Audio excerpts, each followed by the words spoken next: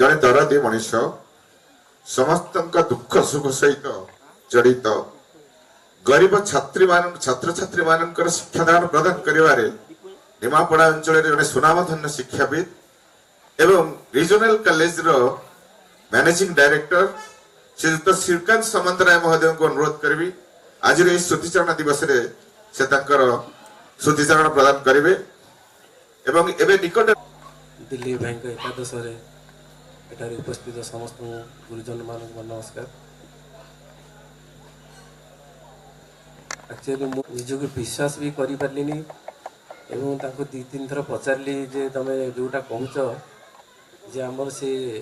दिल्ली भाई तो सी पुणी मत हाँ कहले पुणी भी मुझे विश्वास कर पारि कहीं ना दिल्ली भाई सांगे जदि बा मुझे बेसी समय फिजिकल देखा हुए वर्ष को 2-3 थर देखा हुए किंतु अनेक दिन अलग संपर्क अच्छी दीर्घ 10 वर्ष संपर्क अति कम हम दिल्ली भाईर जी पुत्र अच्छा मो पाखे से नहीं पाठ पढ़ी थे एवं तांकर 2 भणजा बोधे मो पाखे पढ़ी थे से दिल्ली भाई जाती भणजा को लेकिन कॉलेज को पढ़ाई मुझे भितर किसी जापारे ये भणजा कि पुओ को पढ़ा बहुत दिन पर जानी जे ये पुओ नुह ये भणजा एत भितर थाए जो समस्त एकतार कर जो उद्यम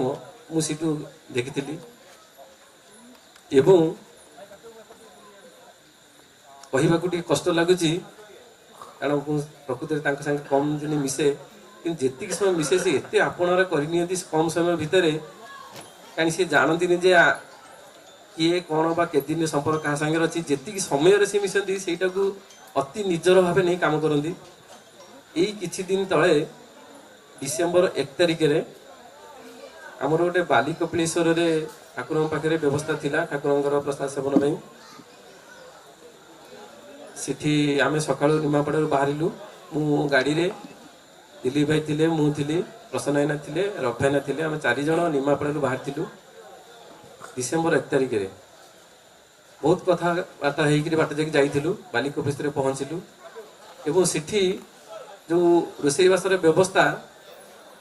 सिठी से निजे पहुंची केमती ठाकुर पाखे भोग हम केमती चूड़ा घसा हम जहाँ जहाँ सब नीति नियम सांगे सांगे निजे ताकू परिश्रम करी से काम करी आनी थोइबा सतरे जो मन भितर नाही जे मो सांगे केते संपर्क कम और बेसी यहीटा को नदेखी जो सी निजर करनी बहुत मोर मन पड़ुची आज कारण से दिन जो जीवंत चिंताधारा मोर आज मन पड़ुची जे सती मो गाड़ी रे भी से बस तेणु भाया गोटे दरदी मनीष जी दिन मिसी बिना स्वार्थ बा मन भितर बिना देश रखिक मिसवा गोटे कम लोग था बहुत दुख से मुझे अनुभव करुच्ची ठाकुर पाखे प्रार्थना करुच्ची आत्मा को सद्गति मिलू जगन्नाथ निश्चित रूपे कथा शुणे कारण से जगन्नाथ परम भक्त खाली जगन्नाथ नुह प्रत्येक ठाकुर पाखे निष्ठापर भाव से जो व्यवस्था करती आ ठाकुर निश्चित रूपे आत्मा को सद्गति देवे मोर ठाकुर पाखे ये प्रार्थना। धन्यवाद श्रीकांत बाबू।